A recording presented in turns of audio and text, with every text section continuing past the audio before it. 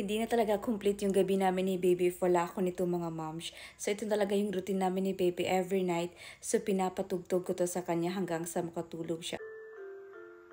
At talagang very effective kasi first trimester pa lang dahil kahit hindi pa nakakarinig si baby, talagang ginagamit ko na to. Hanggang ngayon, maintain yung position ni baby. So nakasipalik position pa rin siya mga moms. Third trimester na kami tayo. So nakasipalik position pa rin siya. Battery powered siya mga moms. So AAA lang kailangan. So kahit walang kuryente, gumagana siya. At meron siyang timer, 15, 30, 60 minutes. Talagang mag-off na talaga siya ng kusa. At meron siyang 12 na iba't ibang klaseng music.